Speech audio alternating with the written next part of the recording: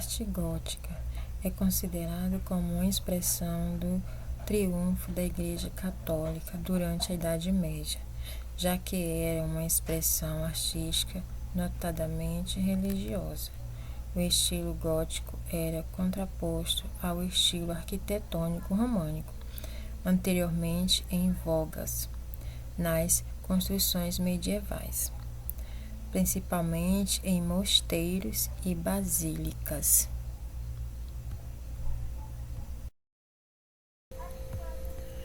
É notório que a arte gótica teve o seu desenvolvimento só no período do declínio medieval.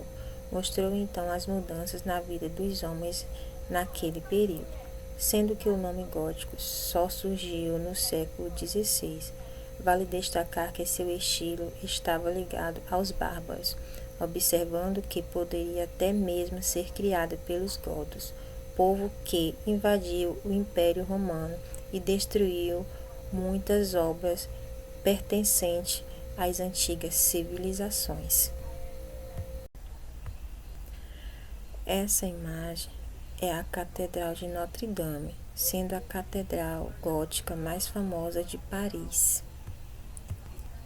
Não podemos definir o período do gótico apenas em termos temporais, mas precisamos levar em consideração a inconstância da área de superfície do extrato, assim como sua profundidade.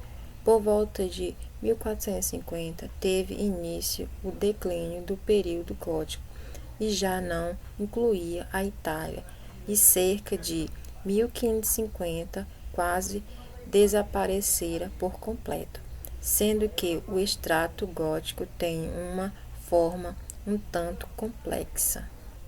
Arte gótica e arquitetura.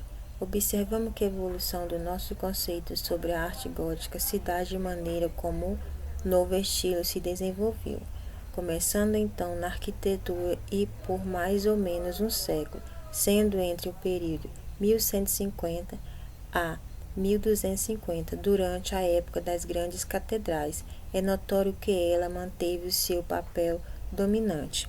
A escultura gótica, que era de início rigorosamente arquitetônico em espírito, foi perdendo aos poucos essas características, após 1200, tendo suas maiores realizações situadas entre 1220 e 1420. Observamos nessa imagem da arquitetura gótica vitais da Catedral de Colômbia, sendo que elas ficavam nos pontos mais altos da catedral, geralmente em regiões próximas da fachada principal, para que, quando os raios solares atravessassem o vidro e adentrasse ao espaço interno, formaria então a visão medieval do paraíso. Esse efeito é um exemplo de como as cores na arquitetura podem impactar no resultado do projeto. É notório quão bela e preciosa é essa obra. Observa-se que a pintura chegou, por sua vez, chegou em seu apogeu criativo entre 1300 e 1350, Itália Central, mas por volta de 1400 tornou-se a arte mais importante ao norte dos Alpes. Logo assim, fazemos a análise da época gótica como um todo. Notamos uma mudança gradual de ênfase da arquitetura para a pintura, ou até talvez do caráter arquitetônico para o pictórico. É bastante característico que a escultura e a pintura góticas da fase inicial reflitam ambas a disciplina de seu contexto monumental, enquanto a arquitetura e a escultura do gótico tardio se empenham mais em obter efeitos pitorescos do que clareza e firmeza. Em meados do século XIV, nota-se uma nova tendência crescente no intercâmbio de influências, sendo que entre essas realizações regionais, até que em 1400 o novo estilo gótico intelectual surpreendentemente homogêneo, prevalece em quase toda parte. Pouco tempo depois, quebra-se a unidade, sendo a Itália liderada por Florença. Cria então uma arte radicalmente nova que a chamam de pré-renascimento.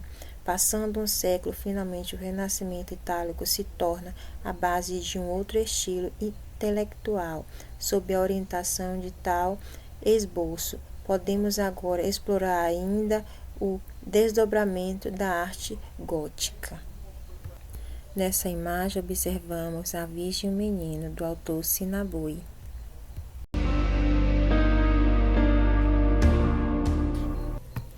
É notório que no interior da Catedral de Notre-Dame notamos reminiscências do românico normando nas galerias acima das naves laterais internas e nas colunas usadas na arcada da nave central. Sistematizou também-se ao longo de toda a catedral o uso de arcos agudos, cujos primórdios encontram-se no intercolúnios a oeste da nave central.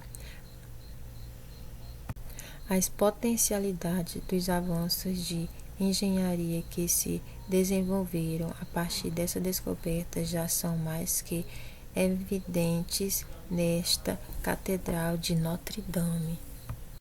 Sendo que as grandes janelas do clerestorio, a leveza e a elegância das formas que refletem o desenho das nervuras da abobada são responsáveis pelo efeito da ausência da gravidade. Sendo que a Catedral de Notre-Dame é um símbolo de beleza, leveza e elegância na sua obra. Sendo que o aspecto mais monumental do exterior da Catedral de Notre-Dame é a fachada oeste com a extensão das esculturas, foram extremamente danificadas durante o período da Revolução Francesa. Foi em grande parte restaurada, ela conserva seu aspecto original. Nesse projeto reflete a fachada de Saint-Denis, que por sua vez deriva das fachadas românico-normandas. Todavia, o gótico inglês não evoluiu diretamente do românico anglo-normando, que tanto contribuiu para os experimentos técnicos que tornaram possível a contribuição de Saint-Denis. Embora tendo suas primeiras obras realizadas por arquitetos trazidos da França, o gótico inglês primitivo não tardou em desenvolver seu estilo próprio, cujo melhor exemplo é a Catedral de Salisbury. Logo percebemos de imediato a grande diferença que separa das características francesas é muito fútil. Seria avaliada segundo os padrões góticos franceses, pois sua localização em pleno campo aberto não requer que a mesma seja muito alta para poder dominar os aglomerados centrais de uma cidade como Paris.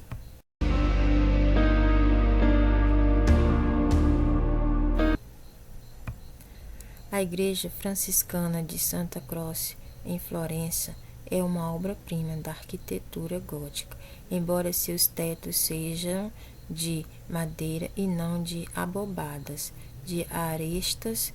Certamente isso se deve a uma escolha deliberada e não a necessidades técnicas ou econômicas. Assim, evacua-se a simplicidade das primitivas basílicas cristãs e ligar-se à pobreza franciscana, à tradição da igreja primitiva.